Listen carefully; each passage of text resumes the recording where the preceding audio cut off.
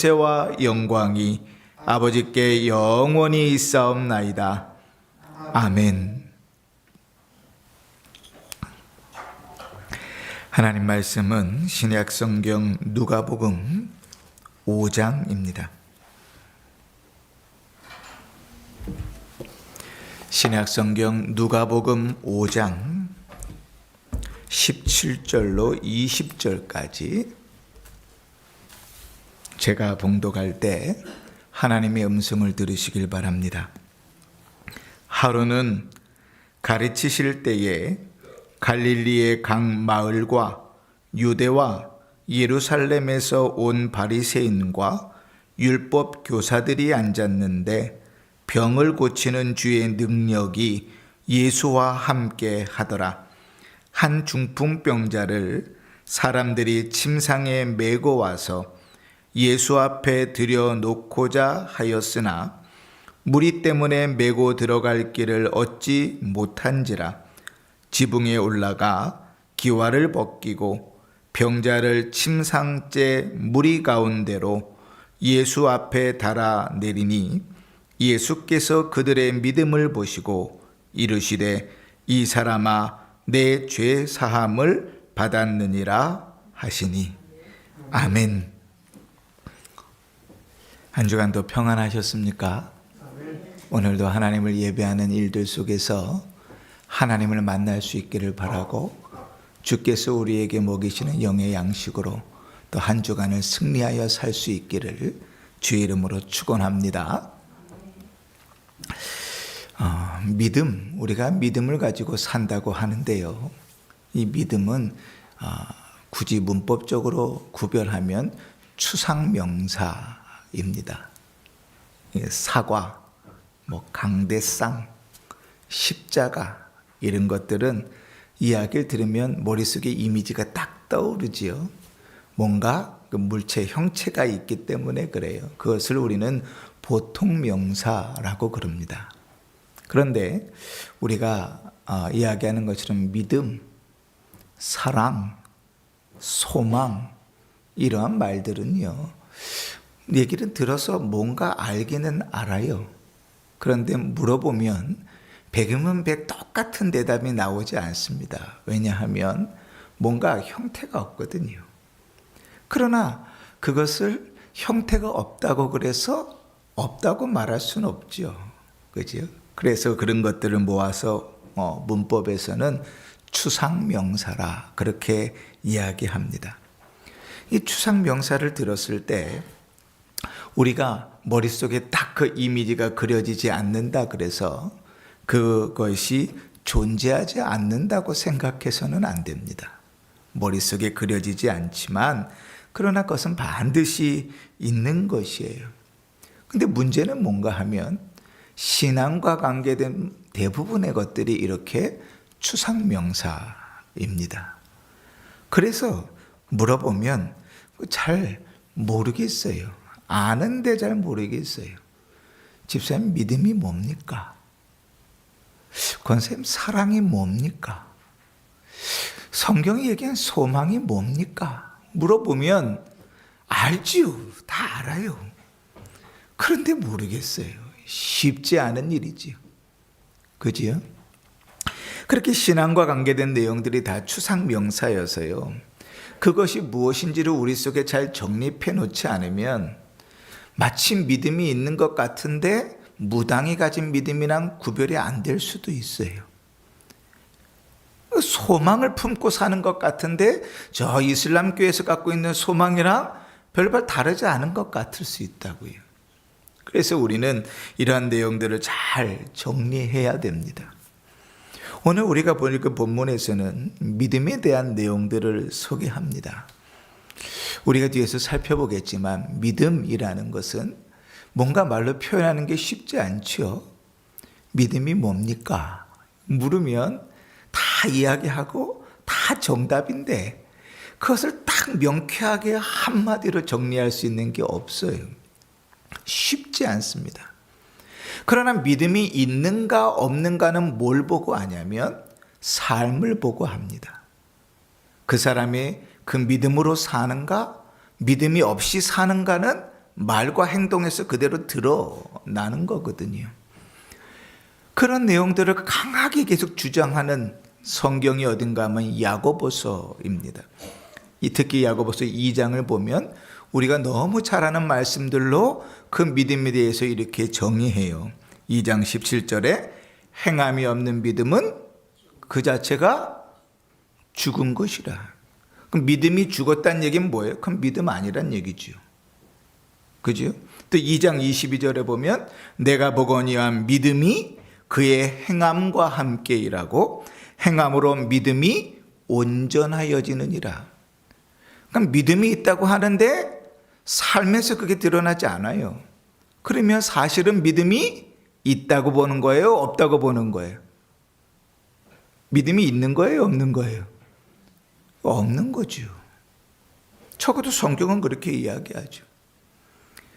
이것을 좀 더 이해하기 쉽게 야고보서다가 이렇게 얘기합니다. 2장 26절에 영혼이 없는 몸이 죽은 것 같이 행함이 없는 믿음은 죽은 것이라. 자, 우리에게 영혼이 없으면 어떻게 돼요? 영혼이 떠나가시다. 우리가 성경에 그러잖아요. 예수님께서 영혼이 떠나가시다. 그래요. 그럼 어떻게 된 거예요? 죽은 거예요. 살아있는 사람이 아니죠. 그러니까 우리는 보이지 않지만 이 육체와 영혼이 함께 있어요. 근데 믿음은 뭐하고 함께 있는 건가? 행함하고 함께 있는 거예요. 그 믿음이 있는 건 그 삶으로 드러나는 거예요. 그래서 그 삶의 삶의 수준이 그 믿음이 얼마큼 있는가를 보여주기도 해요. 그 믿음과 행함은 같이 있는 거예요. 한 세트예요. 근데 우리는요, 신앙생활 하면서 하나님 앞에 이렇게 얘기할 때가 있어요. 주님, 좀 믿음이 있습니다. 주님 믿습니다. 누구 말대로 믿습니다는 하는데 삶은 뭘 믿냐라고 물어야 될 정도로 근거가 없어요. 믿음을 따라 산다고 이야기하는데 도대체 그 네 삶의 근거가 무엇이냐? 믿음을 따라 이야기한다고 하는데 그 삶의 근거가 무엇이냐라고 물을 때 그 근거가 없어요. 그러나 자기는 믿음으로 산다고 얘기해요. 이 자리에 나와서 예배하시는 분들 그냥 의무적으로 나온 건 아니지요. 뭐 가지고 나왔습니까? 믿음을 가지고 나왔습니다. 그죠? 하나님을 향한 믿음을 가지고 하나님께서 이 시간에 함께 하신다는 믿음을 가지고 주의 임재 가운데 역사하신다는 믿음을 가지고 그 하나님이 우리를 만나 주신다는 믿음을 가지고 이 자리에 나왔어요. 그죠? 그러나 예배하는 모습을 보면 그 믿음의 흔적이 없는 사람들도 있어요. 정말 하나님이 계시다고 믿는가? 정말 하나님이 은혜를 주신다고 믿는가? 그냥 그렇게 나와 있는 건 아닌가? 오늘 새벽에 그런 말씀을 함께 나눴는데 아모스 2장을 나누면서요, 여러분 옆에 불신자가 앉아 있다고 생각해 보십시다. 옆에 다 불신자 한 명씩 데리고 앉은 거예요. 그리고 여러분이 예배드리는 장면을 그대로 찍어가지고 나중에 딱 봤을 때 불신자가 예배드리는 모습과 여러분이 예배드리는 모습이 똑같으면 여러분 신자의 흔적이 없는 거예요. 그잖아요? 불신자도 예의는 갖추어 예배를 드려요. 그래도 그 예배가 재미가 없거든요. 그잖아요? 믿음이 없으면 예배는 재미가 없어요. 그러니까 꾸벅꾸벅 졸 수밖에 없고요. 딴 생각할 수밖에 없고요. 딴 짓을 할 수밖에 없어요. 분주할 수밖에 없어요. 은혜를 갈망하는 눈빛과 재미없어서 따분한 눈빛은 완전히 달라요. 그죠? 주님이 함께 하시고 주님께서 역사하시고 주님이 부르셨고 주님께서 말씀하시는 것을 소망하는 기대하는 사람과 그 하나님 모르고 난 모르겠고 일당 줘서 이 자리에 앉아 있습니다 하는 사람은 완전히 다르다고요. 믿음은 그렇게 삶으로 드러나는 거예요. 오늘 본문을 한번 보십시다. 오늘 본문의 내용은 간단하게 이런 겁니다. 언제인지는 잘 모르겠어요. 그런데 예수님께서 마가에 따르면 가버나움에 있을 때 우리가 그래서 마태, 마가, 누가복음을 동일한 내용들을 같이 깊이 있게 보아야 되는 내용들은 서로 보완해주고 있기 때문에 그런데 오늘 누가는 그 어딘지 이야기하지 않는데 마가복음에서 마가는 가버나움이라고 이야기합니다.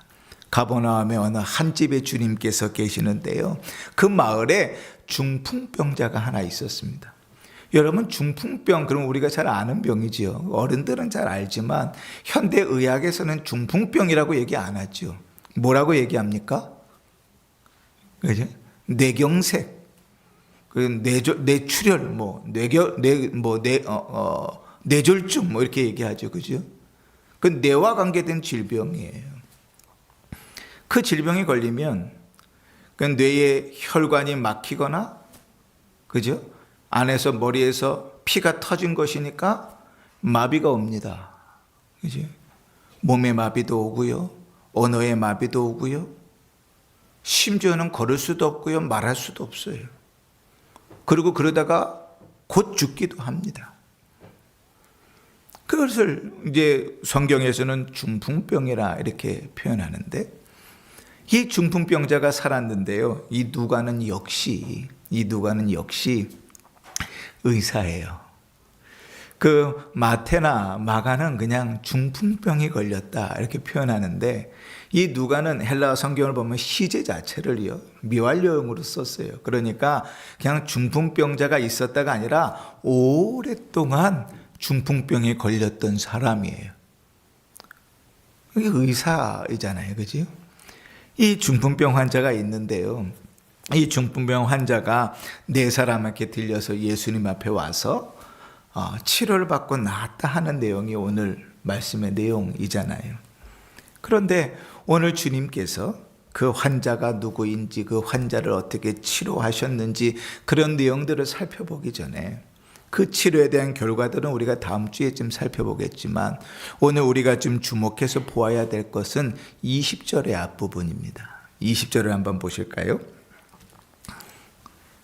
예수께서 그들의 믿음을 보시고 이르시되, 예수님께서 그들의 믿음을 보셨다 이렇게 말합니다. 그들 중에는 누구의 믿음도 있겠어요? 중풍병자의 믿음도 있습니다. 그죠? 중풍병자가 와서 마비가 와서 걸을 수가 없어요. 자기가 걸을 수 있으면 예수님 앞에 찾아 나왔겠죠. 그런데 걸을 수 없어요. 들것에 들려서 와야 될 정도로 침상에서 일어날 수 없는 질병이에요. 그런데 그러한 상황 가운데 있는데 그가 어떠한 연유에서든지 예수님에 대한 이야기를 들었습니다. 그리고 그 마음속에 한 가지 믿음이 있었어요. 확신이 있었는데 그게 뭔가 하면 그 예수님께서 자기를 고칠 수 있다는 믿음이죠. 그 예수님께만 가면 고쳐질 것인데, 예수님께만 가면 주님께서 이 문제를 해결하실 것인데. 여러분, 우리는 이런 믿음을 가질 때가 있잖아요. 그죠? 왜? 대답할 수는 없어요. 근거도 없지만 그러나 우리 안에요. 문제를 만나고 어려움들을 만났을 때, 질병에 걸렸을 때 주님께서 우리를 해결해 주실 수 있다는 믿음이 우리 안에 있을 때가 있어요. 그런데 문제는 뭔가 하면 이 중풍병자가 예수님의 자기를 고칠 수 있다는 믿음이 있는데 그가 구주라는 믿음은 모르겠어요. 성경을 따라서는 우리가 알 수 없으니까. 그러나 한 가지 확실한 건 예수님이 나를 고친다는 확실한 믿음이 있는데 문제는 뭔가 하면 아무것도 할 수 없는 거예요. 오늘 들것에 실려왔으니요 자기 발로 걸어서 갈 수 없습니다. 쩔뚝쩔뚝 걸면서라도 주님 앞에 갈 수 있으면 갔겠죠. 그지요? 확신이 있는데. 여러분, 질병에 걸리면 왜 서울대학병원 가고 세브란스 가고 그럽니까? 여기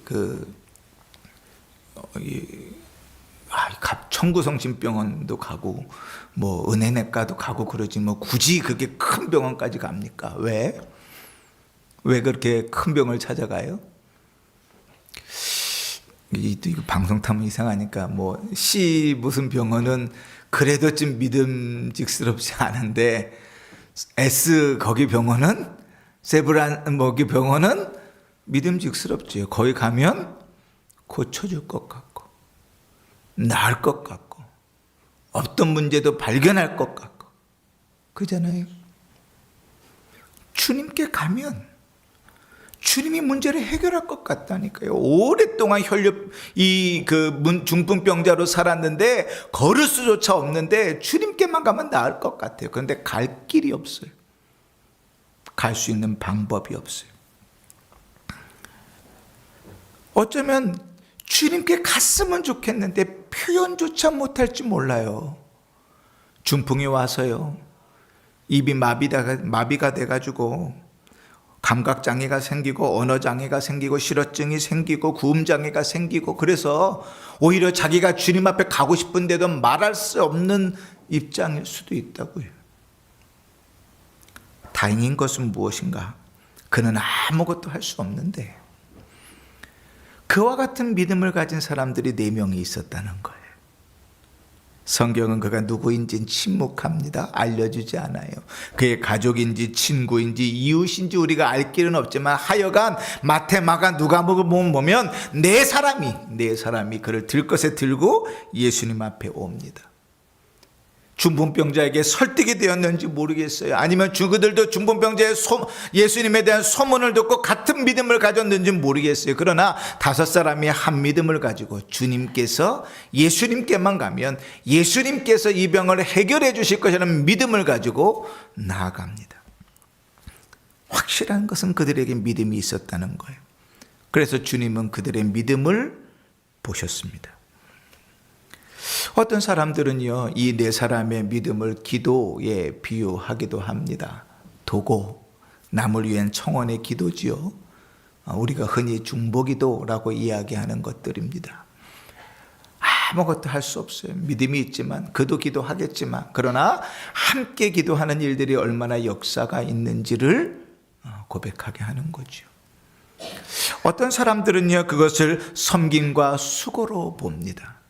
믿음은 있지만 그가 스스로 혼자 다 감당할 수 없을 때 그 일들을 같은 믿음을 가지고 같이 섬기고 같이 수고함으로 하나님이 기뻐하시는 일들을 감당한다는 것이죠. 중요한 것은 믿음은 이런 행동을 수반한다는 거예요. 믿음은 그 삶으로 그렇게 드러난다는 거예요. 그것이 기도이든지 사랑이든지 수고이든지 섬김이든지 그 믿음은 반드시 그 삶으로 표현되어진다는 거예요. 신앙을 가지고 살아가면서 돌아볼 수도 없고 함께할 수도 없다면 그는 믿음이 있다고 이야기하지만 머릿속에 개념만 있을 뿐이에요. 믿음으로 사는 것이 무엇인지를 전혀 모르는 것이죠. 우리 안에 있는 믿음은 반드시 삶으로 드러나고, 그러한 면에서 우리의 삶은 우리가 믿는 하나님, 우리가 믿는 그 믿음을 반영합니다. 그러니 야고보 사도가 2장 마지막 절에 이야기한 대로 믿음과 삶은 하나인 거예요. 그런데 여러분, 우리가 믿음을 가지고 살아간다고 할 때요, 우리는 되게 로맨틱한 사람들인 것 같아요. 환상을 가지고 삽니다. 내가 믿음으로 어렵게 결단을 하고 나갔으니, 믿음으로 내가 헌신하고 수고했으니 막 일이 쭉쭉쭉쭉 잘 될 것이라고 생각해요. 그러나 그렇지만은 않습니다. 주님이 기뻐하시고 주님께서 복을 주시는 일들과 그 일들의 어려움을 만나지 않는 것은 완전히 다른 일이에요. 이 4사람이 자기들의 헌신과 수고를 가지고 자기들의 그 믿음을 가지고 중풍병자를 메고 주님 앞에 나아갑니다. 그런데요, 주님 앞에 도착했는데 만날 수가 없었어요. 사람을 만날 수가 없었어요. 믿음이 있다는 것은요, 함께 짐을 지고 가는 것이어서 함께 그 짐을 지고 주님 앞에 나아갔는데, 근데 주님을 만날 수가 없어요. 오늘 17절을 한번 보실까요? 17절을 보니까 하루는 가르치실 때에 갈릴리의 각 마을과 유대와 예루살렘에서 온 바리새인과 율법 교사들이 앉았는데, 예수님께서 말씀을 가르치시니까 사람들이 몰려왔어요. 동네 사람들이 몰려왔겠지요. 그런데 동네 사람들뿐만 아니라 어디에서요? 갈릴리와 각 마을과 유대와 예루살렘에서 사람들이 몰려왔는데 그 중에 누구도 있냐면 바리새인과 율법 교사들도 있어요. 이미 예수님은 유명해져서요, 이 바리새인과 율법 교사들에게는 예수님한테 배워야 될 뿐으로 인식된 게 아니라 저거 위험한 사람 이렇게 인식돼 있거든요. 그러니까 오늘은 또 무슨 얘기를 하는가, 거기서는 또 무슨 말을 하는가, 어떻게 사람들을 선동하는가 몰려온 거죠. 그렇게 집에 가득 사람들이 메었어요. 집 안뿐만 아니라 밖으로도요, 앉을 자리가 없도록 가득 찼습니다. 근데 오늘 성경에 보니까 병을 고치는 주의 능력이 예수와 함께 하더라 하고 기록하고 있는 걸 보면 예수님께서 말씀만 가르치신 것이 아니라 온 사람들 중에 병자들도 치료하셨구나, 우리는 그렇게 생각해 볼 수 있지요. 문제는 정말 치료받기를 간절히 바라는, 정말 치료해 주기를 간절히 바라는, 아니 주님께서 낫게 해주실 거를 확실하게 믿고 있는 이 중풍병자를 맨 5명은, 4명은 주님 앞에 갈 수가 없었다는 거예요. 여러분, 우리는 신앙을 그렇게 생각해요. 내가 믿음을 가지고 결단하고 헌신하고 수고하고 힘쓰고 애쓰면 사람들이 예수님 앞에 몰려있다가도 마치 홍해가 갈라지시리 길을 쫙 내주고 가서 좀 도움을 받으라고 다 그렇게 해줄 것처럼 착각하죠. 근데 여러분, 대부분 그렇지 않아요. 여러분들이 믿음을 가지고 결단하고, 여러분의 믿음을 가지고 헌신하고, 믿음을 가지고 섬기잖아요. 그 길 때는 반드시 어려움이 있고 난관이 있어요. 넘어가야 될 산이 있어요. 왠지 아세요? 우리 대적 사단 마귀는요, 우리가 믿음을 가지는 것 자체를 기뻐하지 않아요. 우리가 믿음으로 사는 걸 기뻐하지 않아요. 그런데 그가 믿음으로 결단을 하고 짐을 같이 지고 형제를 위하여, 교회를 위하여 헌신하고 수고하는 길을 나아갔다? 그 길을 사단이 기뻐할까요? 기뻐하지 않아요. 절대로 기뻐하지 않아요. 여러분, 지금도 그렇잖아요. 우리가 예배의 자리에 은혜 받으려고 나왔으면 우리의 모든 마음들이 주님께로 싹 몰려져 가지고 성령께서 딴 생각 못하도록 우리를 딱 붙들고, 졸지도 않도록 딱 붙들고, 우리의 몸과 마음을 딱 붙들어갖고 주님만 바라보고 주의 음성만 듣게 해주시는 게 성령의 역사일 것 같잖아요. 근데 지금 이 시간에도 마음속에 아이고 가스불을 켜놓고 왔나 꺼놓고 왔나, 이 사람은 왜 저런 옷, 오늘은 저 사람은 왜 저런 옷을 입고 왔나, 뭐 별의별 유혹들과 별의별 흔들림들이 많죠. 여러분, 우리가 오해하지 말아야 될 것은 우리가 믿음을 가지고 결단하고 헌신하며 그 길들을 걸어갈 때요, 그곳엔 반드시 어려움이 있어요. 오늘 그 결단을 하고 들것에 중풍병자를 메고 4사람이 왔는데요, 주님 근처에도 갈 수 없었어요. 그들의 믿음이 부족했기 때문입니까? 중풍병자의 믿음이 거짓이었기 때문일까요? 아니에요. 믿음의 걸음에는 늘 그런 일들이 있어요. 문제는 뭔가 하면 많은 경우에 그런 일들에 포기해버린다는 거예요. 그 섬김의 일들을, 그 수고의 일들을 어려움이 만난다고 포기해버려요. 그런데 오늘 만났던 이 중풍병자를 메고 온 4사람은요, 주님 앞으로 나갈 수 없으니까 그들이 길을 찾다가요, 포기하지 않았어요. 어떻게 해야 되지? 길을 찾고 있는데요, 그들이 지붕 위에서 내리자 이렇게 생각했어요. 지금 우리가 생각하면 말도 안 되는 일이지만 당시에는 가능한 일입니다. 당시 팔레스타인의 집은 보통 2층 구조로 되어져 있는데, 어떤 집들은 집 밖으로 2층으로 올라가는 계단이 나아져 있는 집들도 있어요. 지붕이 어떻게 지어졌나 하면 평평하게 되어져 있는데, 지금 우리로 따지면 옥상 비슷한데요, 지푸라기 같은 것들로 다 엮은 다음에 지름을 발라가지고 말라서 지붕을 만들었어요. 그런데 집이 그렇게 우리처럼 크지 않았어요. 그래서 집안에서 사람이 죽었을 경우에 그 사람을 담는 관을 넣기 위해서 지붕을 뜯어서 관을 내리고 관을 빼는 경우들도 왕왕 있었어요. 예수님 계신 그 집에 2층 옥상으로 올라가는 계단이 있었는지 모르겠어요. 없었다면 아마 옆집 계단으로 올라가서 담을 넘었을지 몰라요. 그 집에 계단이 있었다면 그 계단으로 올라갔겠죠. 그리고 그들은요, 그 지붕을 뜯기 시작합니다. 진흙으로 굳어져 있는 그 기왓장 기둥을 뜯어냅니다. 어느 정도로요?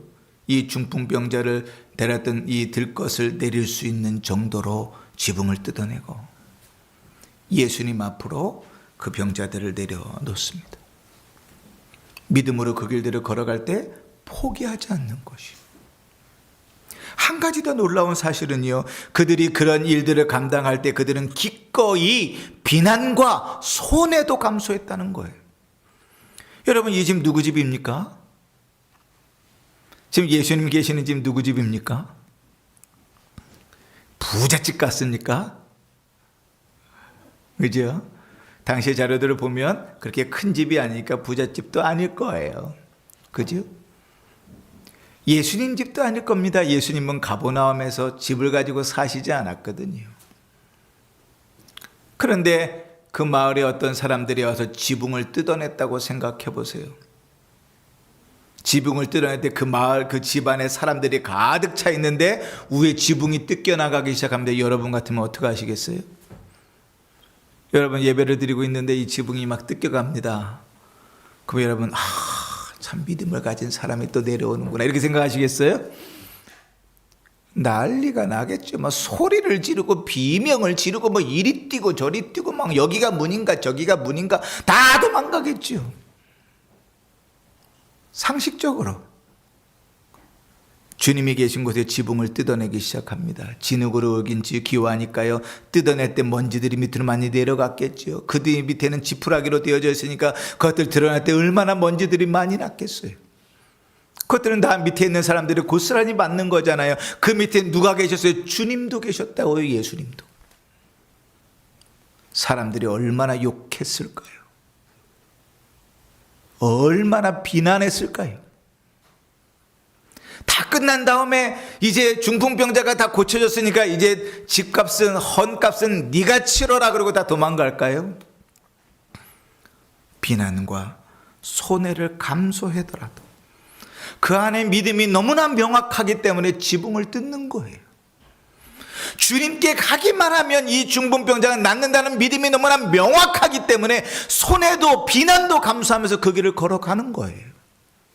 그게 믿음이에요. 근데 우리는 너무나 믿음을 아름답게만 봐요.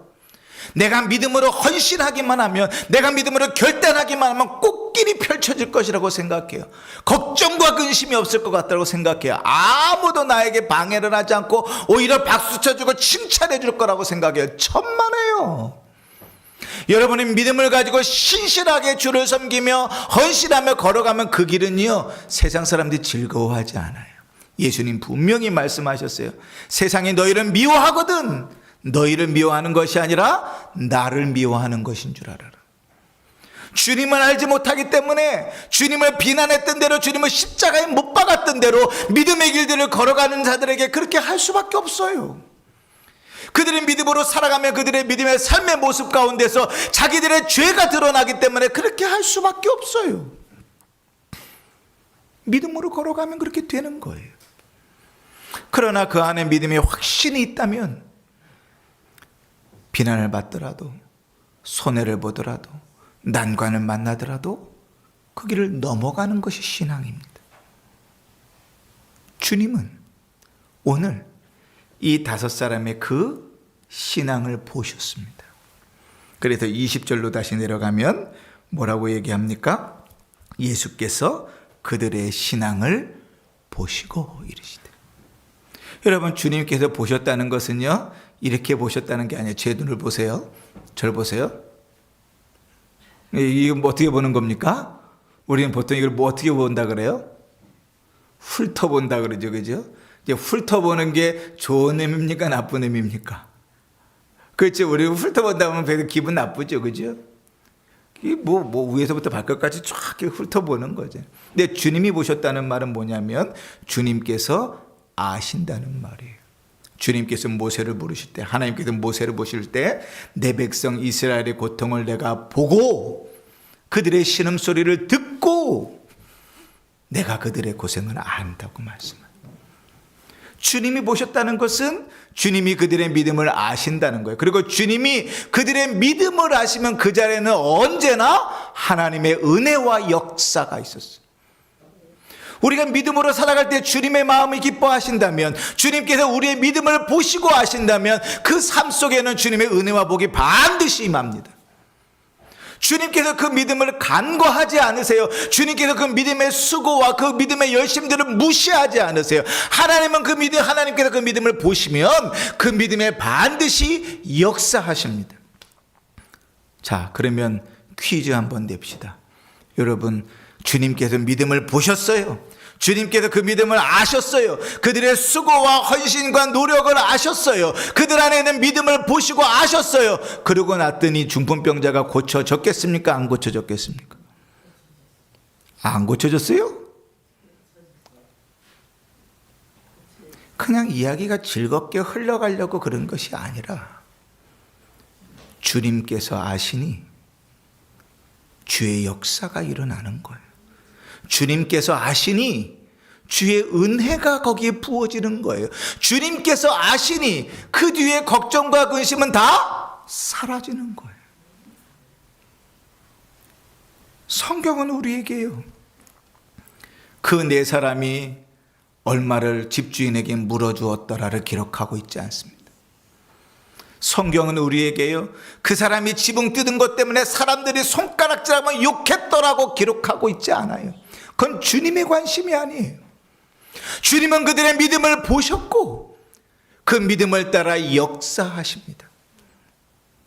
사랑하는 성도 여러분, 우리 믿음을 한번 살펴보십시다. 하나님이 살아계심을 믿습니까?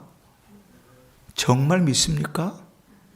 하나님이 이 자리에 우리와 함께 하신다는 사실을 믿습니까? 하나님께서 우리에게 믿음으로 살아가기를 요구하신다는 걸 믿습니까? 주님께서 우리에게 믿음으로 살도록 말씀을 허락하셨음을 믿습니까? 그렇다면 여러분, 그 말씀을 믿을 때 그 믿음이 삶으로 드러나야지요.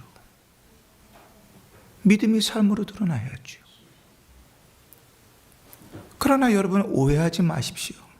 내가 믿음의 삶과 결단을 한다고 늘 그 일들이 순조롭게 되지는 않습니다. 반드시 어려움이 있고 장애가 있습니다. 거기에 핑계대지 마십시오. 거기에 넘어지지 마십시오. 거기에 포기하지 마십시오. 믿음을 가지고 그 난관을 넘어가면, 그 어려움들을 넘어가면 때로는 비난을 받을 수도 있고 때로는 손해를 감수할 수 있을지라도 주님은 그 믿음을 하시고 주님의 역사를 경험하게 되는 것입니다. 예수님을 들 것으로 들고 나왔던 사람, 네 사람 누군지 이름조차도 기록되지 않습니다.